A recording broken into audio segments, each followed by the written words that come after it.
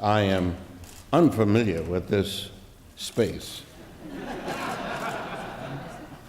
You don't realize, Speaker Bass, it's been now 22 years since I presided over this House and had the privilege of being able to only recognize whom I wanted to recognize as their mics went up and with the right cutoff mic available appropriately.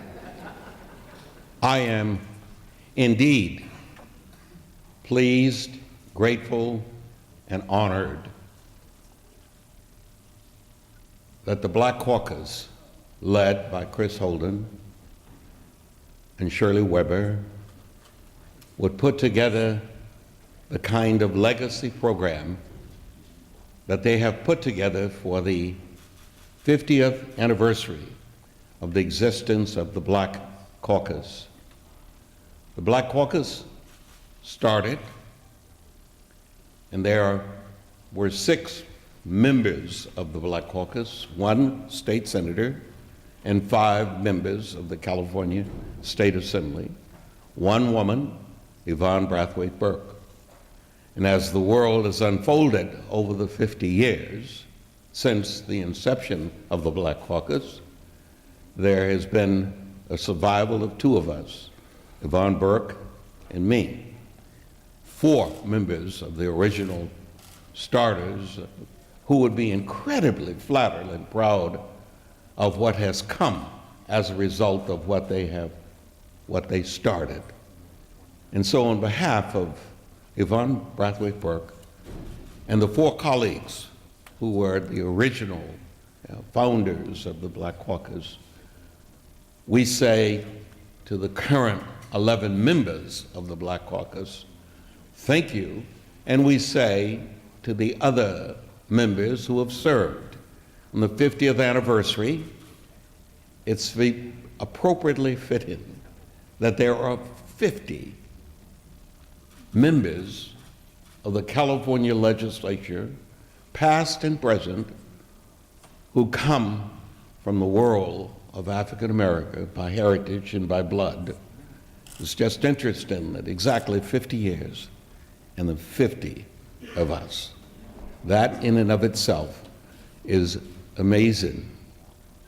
The presentation, Mr. Holden, that you made on the resolution that you put for Black History Month, and the participation that those of you who rose to speak, whether it was the person who rose to speak, Mr. Speaker, for the Latinos, whether it was those who rose for the women, whether it was those who rose to reflect individual participation by African Americans in the development of this country, or whether it was those who stood, as was the case with Dr. Weber, and gave such an incredible presentation. I just hope that every single solitary word, whether it was from the Jewish caucus or the Women's caucus or the Latino caucus, I hope it was all recorded and it would be made available to school children throughout the state of California. Black History Month represents an opportunity, as indicated by Dr. Weber, to pause and say, what exactly was the role and is the role of African Americans in the development of this nation? You know, I graduated from a little high school in Texas before Brown versus the Board of Education, before the Little Rock Nine. And at that little school, which I graduated in 1951, it was kind of interesting because we had history. And the history was taught in the following way. You first had Negro history. No, that's not true. You first had Texas history. Then you had Negro history. And then you had U.S. history. and then you had world history. And it didn't matter to your teachers if you only excelled in the second one. That was Negro history, the most important. Unfortunately, this nation didn't have Negro history, because if this nation had been taught early on, and it was till this day a part of the curriculum, I'm speculating that the Black Lives Matter movement or any of the other movements that have come about, the Panthers, would frankly not have been necessary. This country would have understood how awful this country has been to the people who provided more resources for the development of this nation than almost any other single ethnic entity in the development of this nation. And so when we pause once a year, 1 month out of the year, for Black history, it's really important that it be explored in great detail, that every single solitary component of how this nation evolved and how African Americans participated in the evolution of this nation be so provided, almost mandatory. This nation is as wrought with problems as it relates to race as it has ever been.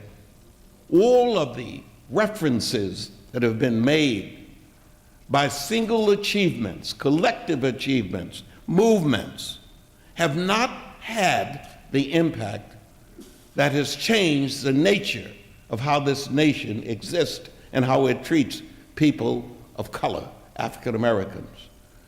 I witnessed, Mr. Speaker, yesterday, and you probably did too, the press conference in which the current president was asked a question by an urban journalist, a woman, a Black woman.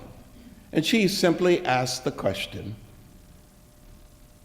at what point are you planning to interact with Karen Bass and Barbara Lee and the 48 or 9 members of the Black Caucus of people who serve the federal level? He responded by saying, can you arrange a meeting for me with them? And she said, well, you know, with all due respect, I'm not sure that that's a proper question to put to me. Yeah, I know socially 1 or 2 of them, but I'm a journalist. It's not my job to arrange meetings with other elected officials for you, but I'll certainly pass the word, so to speak. That kind of a response, frankly, from him, is reflective of how America views people of color, and in particular, African Americans. So many years after the Emancipation Proclamation, and being a Texan, you know we got the message 2 years later. They didn't have internet. They didn't have Snapchat. They didn't have Instagram. They didn't have Facebook. And the man's word got to us June 19th, 1865. He did it in 1863, if you recall. And I don't think Texas has fully gotten it, even today, because much of America has not fully gotten it, even today. And so I say, we are literally in the forefront. You are in the forefront. The legislative body of this state has always been on the cutting edge. I can remember so clearly how, on a bipartisan basis, the efforts were made to get freedom in South Africa for the man who headed that nation but who had been incarcerated for so many years. When Maxine Waters, then on the Ways and Means Committee. And at that time, we had a Ways and Means Committee, not two committees.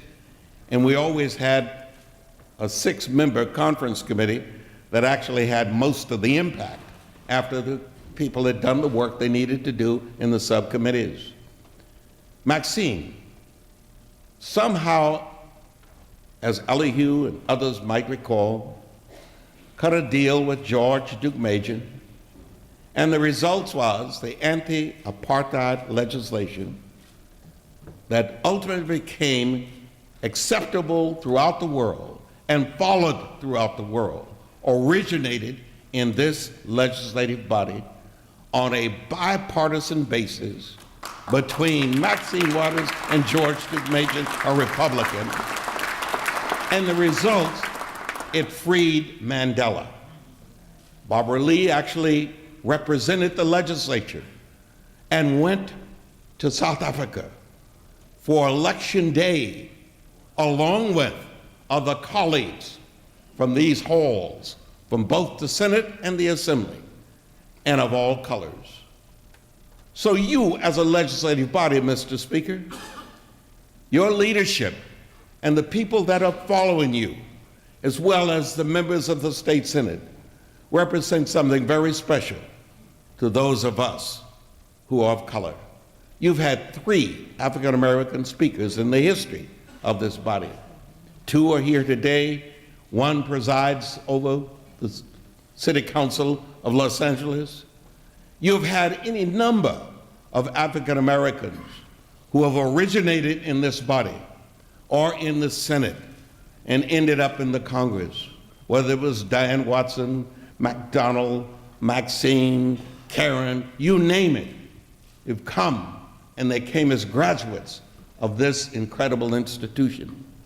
This institution has afforded us the opportunity to help transpose this nation into a place where we'd all want to live, where we'd all want to enjoy every aspect of what James Weldon Johnson was talking about and what should be the national anthem of this nation. Each of its courses carries on the hope and the inspiration that words ought to have. Unlike what we celebrate now as our national anthem, you can't do the second course of that anthem because it ventures into the reality of what this nation has been for so many years. I applaud the Legislative Black Caucus for putting together the program that caused all of us who've ever been here and who are alive to either come back or want to come back and to be here to celebrate with you. I think it's the symbol of what the state of California and this nation so desperately needs.